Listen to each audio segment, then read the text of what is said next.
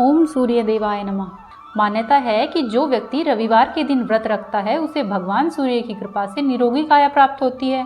उसके जीवन में सुख शांति एवं खुशहाली बनी रहती है। साथ ही साथ समाज में उस व्यक्ति का मान सम्मान, यश एवं कीर्ति बढ़ती है। ऐसे व्यक्ति जिन्हें सरकारी नौकरी नहीं मिल रही है या अपनी नौकरी में पदोन्नति चाहते हैं, उन्हें रविवार के दिन निश्चित तौर पर सूर्यदेव की उपासना, प्रार्थना और अनुष्ठान करना चाहिए। आइए अब रविवार व्रत की कथा सुनते हैं। प्राचीन काल में एक नगर में एक वृद्धा रहती थी। उसका नियम था कि वह हर रविवार को घर आंगन को गोबर से लीपकर भोजन तैयार करती और सूर्यदेव को भोग लगाने के बाद ही स्वयं भोजन ग्रहण करती। ऐसा व्रत करने से उसका घर अनेक प्रकार के धन धान्य से पूर्ण था। श्रीहरि की कृपा से घर में किसी भी प्रकार का विघ्न या दुख नहीं था। सभी प्रकार से आनंद में रहता था।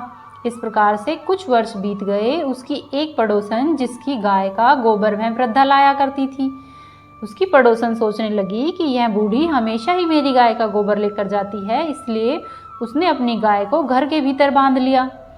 अगले रविवार का दिन था। वृद्धा को गोबर न मिलने से उसने अपने घर को नहीं लीपा और उसके बाद उसने घर आकर न तो भोजन बनाया और न ही भगवान को भोग लगाया तथा उसने स्वयं भी भोजन नहीं किया। इस प्रकार उसने निराहार व्रत किया और रात को वह भूखी ही सो गई। रात में सूर्य भगवान ने सपने में वृद्धा को दर्शन दिए और उनसे भोजन न बनाने का कारण पूछा। तब वृद्धा ने गोबर न मिलने की बात सुनाई। तब भगवान ने कहा कि माता, हम तुमको ऐसी गाय देते हैं जिससे सभी इच्छाएं पूरी होती है, क्योंकि तुम हमेशा रविवार को गाय के गोबर से लीपकर भोजन बनाकर मेरा भोग लगाकर खुद भोजन करती हो। इससे मैं खुश होकर तुम्हें वरदान देता हूँ। निर्धन को धन और बांझ स्त्रियों को पुत्र देकर दुख को दूर करता हूँ और अंत में मोक्ष देता हूँ। सपने में ऐसा वरदान देकर भगवान अंतर्ध्यान हो गए और अगले दिन सुबह जब वृद्धा की आंख खुली तो वह देखती है कि आंगन में एक अति सुंदर गाय और बछड़ा बंधे हुए हैं। वह गाय और बछड़े को देखकर अत्यधिक प्रसन्न हुई और उसको घर से बाहर बांध दिया और उनके खाने के लिए चारा डाल दिया। जब वृद्धा की पड़ोसन ने उसके घर से बाहर एक अति सुंदर गौ और बछड़े को देखा तो ईर्ष्या के कारण उसका हृदय जल उठा और उसने देखा कि गाय ने सोने का गोबर किया है, तो वह उस गाय का गोबर ले गई और उसकी जगह अपनी गाय का गोबर रख दिया। ऐसा ही वह प्रतिदिन करने लगी। सीधी सादी वृद्धा को इस बात की कोई खबर ही नहीं थी। तब सर्वव्यापी ईश्वर ने सोचा कि चालाक पड़ोसन के कर्म से वृद्धा ठगी जा रही है, तो भगवान सूर्य ने अपनी माया से संध्या के समय बड़ी जोर की आंधी चला दी। तब वृद्धा ने आंधी के भय से अपनी गाय को भीतर बांध लिया। दूसरे दिन प्रातःकाल जब वृद्धा ने देखा कि गाय ने तो सोने का गोबर दिया है, तो उसके आश्चर्य की कोई सीमा ही नहीं रही। वह प्रतिदिन गाय को अब अपने घर के भीतर ही बांधने लगी।